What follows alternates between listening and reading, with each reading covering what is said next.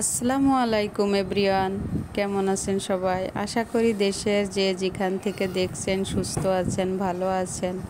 আমরাও আল্লাহর রহমতে সুস্থ আছি, ভালো আছি। খুব সকালে ঘুম থেকে উঠেই নামাজটা আদায় করে এই তো সকাল সকাল আজ কাজ শুরু করে দিছি।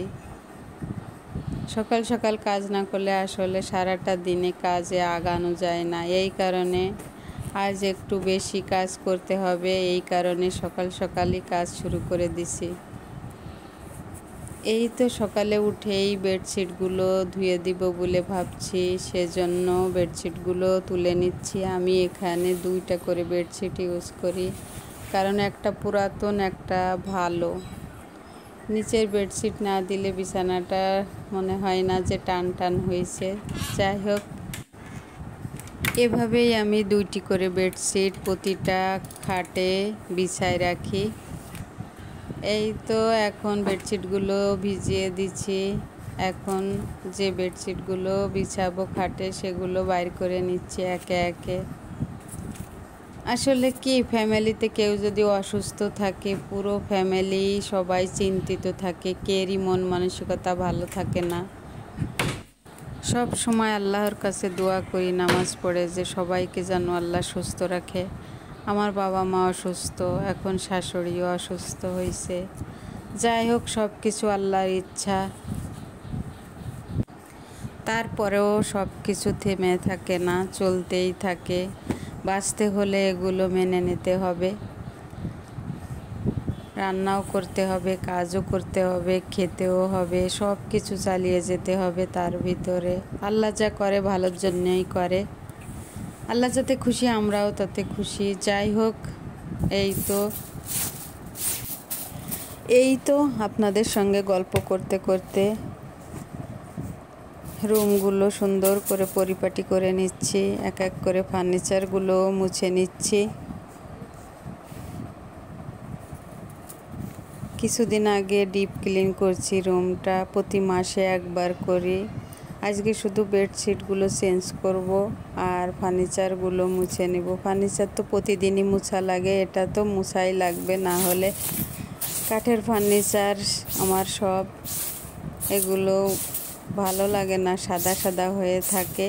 এই কারণে আমি প্রতিদিনই অল্প হলেও এক মোছা দিয়ে চলে যাই একবার, আর মাসে একবার ডিপ ক্লিন করি। যাই হোক, এই তো রুমটা প্রায় গুছানো হয়ে গেছে। ড্রেসিং টেবিলটা মুছবো এখন, মুছে তারপরে আর একটা রুমে আমি চলে যাব। এভাবে আমার 3টে বেডরুম, 3টে বেডরুমই একে একে গুছিয়ে নেব। তারপরে ডাইনিং আছে, বসার রুম আছে, সেগুলো একটু মুছতে হবে পরিষ্কার করে। তারপরে দুপুরে রান্নাটাও করে নিতে হবে।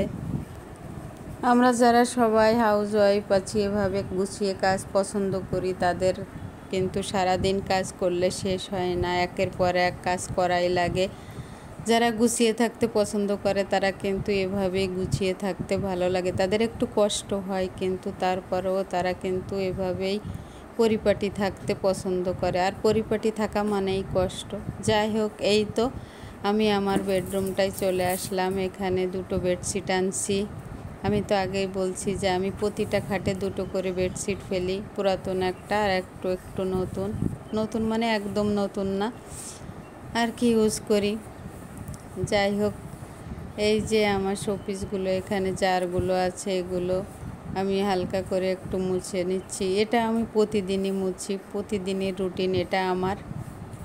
না মুছলে আমার নিজের কাছে মনে হয় পরিপূর্ণতা আসে না, কাজ সম্পূর্ণ হলো না। এই তো বেডশিটটা একদম টান টান করে ফেলে এখন ঝাড়ু দিয়ে টান টান করে নিয়ে নিলাম। এই হচ্ছে আমার রুম গুছানোর উপর ফাইনাল লুক।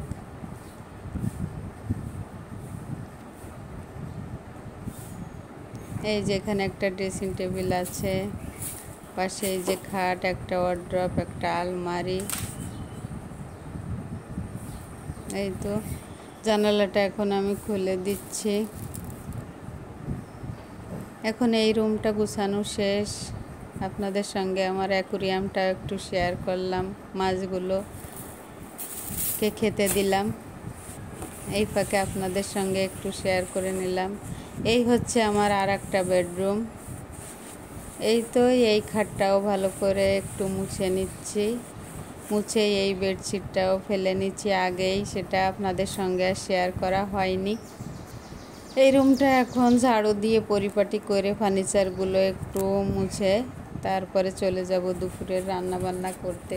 বাকি তো আরও অনেক কাজই আছে, কাজের তো শেষ নাই, সারাদিন টুকটাক করে কাজ করতেই থাকি। এই কুশন কভারগুলো আমার নিজের হাতে তৈরি করা।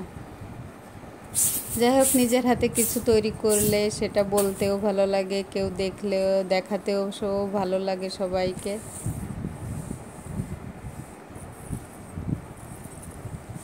এখানে আমার একটা মানি প্ল্যান্ট গাছ আছে। মানি প্ল্যান্টের গাছের পানিটা একটু কম হয়ে গেছে, গরম পড়তেছে অনেক। যাই হোক, এটা মুছে আমি একটু গাছে পানি এনে দিয়ে দেব, কারণ গাছগুলো মাশাআল্লাহ অনেক সুন্দর হয়েছে। এখানে কিছু শোপিস রাখছি, এই শোপিসগুলো পুঁথি দিয়ে এই ফুলগুলো গোলাপ আমি তৈরি করেছি হাতে। আসলে নিজের হাতে তৈরি করা জিনিস যেমনই হোক, কেউ এসে দেখলেও ভালো লাগে, আপনাদের সঙ্গে শেয়ার করতেও ভালো লাগে। এটা একটা মনের কাছেই ভালো লাগা যে নিজের হাতে তৈরি করেছি, সে যেমনই হোক। যাই হোক, এখানে আমার একটি এয়ার কুলার আছে, সেটাও একটু মুছে নিলাম। এয়ার কুলারটা চালানো হয় না, আমরা দুজন থাকি, এসি আছে, ওই রুমেই থাকা হয়। এই রুমটা আমার দুইটা ছেলে ঢাকায় থাকে, ওরা যখন আসে তখন হয়তো চালানো হয়, বেশিরভাগই চালানো হয় না। যাই হোক, যত্ন করে রাখলাম, মুছে সব সময় মুছে পরিষ্কার করে রাখি পরিপাটি করে। চকচকা ঝকঝকা জিনিস দেখতে কার না ভালো লাগে আসলে। এই হচ্ছে সেই পুঁথির আপেলটা। এখানে যাই হোক, আমার যাই কিছু আছে একদম পরিষ্কার করে রাখতে আমার খুব ভালো লাগে। প্রতিদিন এগুলো কাজ আমি করেই থাকি, আর মাঝে মাঝে ডিপ ক্লিন করি, তখন একটু কষ্ট হয়ে যায়, তখন এক এক রুম করে করি, কারণ সব কিছু জিনিসপত্র এলোমেলো করলে সময়ের সঙ্গে পারা যায় না। তাই যেদিন আমি ডিপ ক্লিন করি এক এক রুম করে করি। যাই হোক, এই তো প্রতিদিনের যে রুটিন কাজ, মুছামুছি করা ফার্নিচারগুলো, সেগুলো করে এখন পরিপাটি করে নিলাম 3টে বেডরুমই।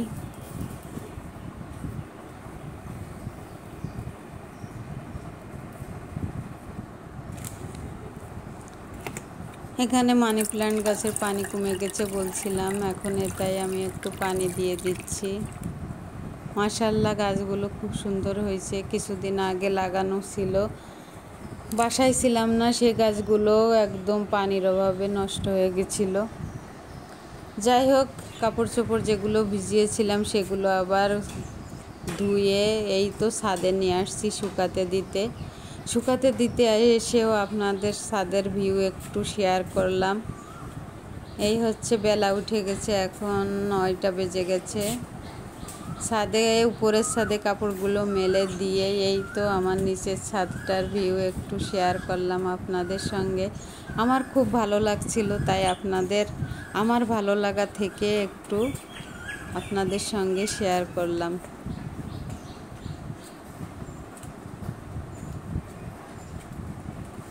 মাশাআল্লাহ, গাছে অনেক বড় বড় হয়ে যাচ্ছে আমগুলো কিছুদিন পরে পাকবে।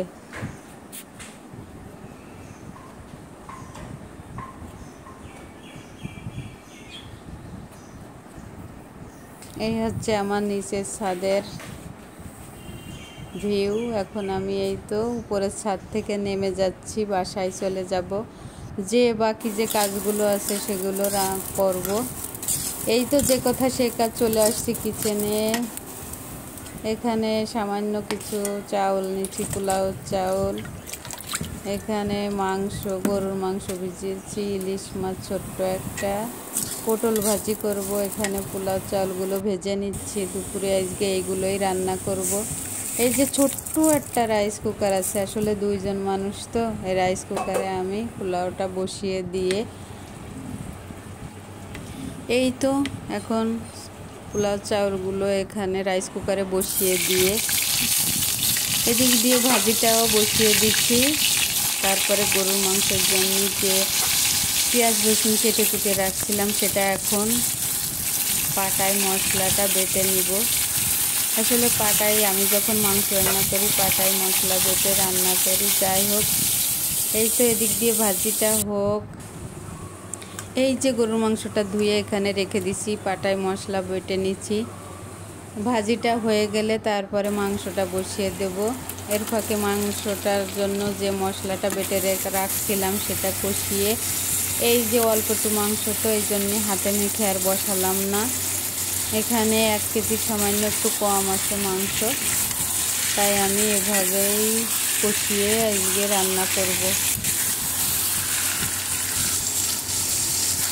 যাই হোক, এভাবেই সারাদিন চললো আমার, সারাদিনের ব্যস্ততা। এভাবেই রান্নাবান্নাও করে নিলাম, সেটা আপনাদের সঙ্গে অল্প অল্প কিছু শেয়ার করলাম।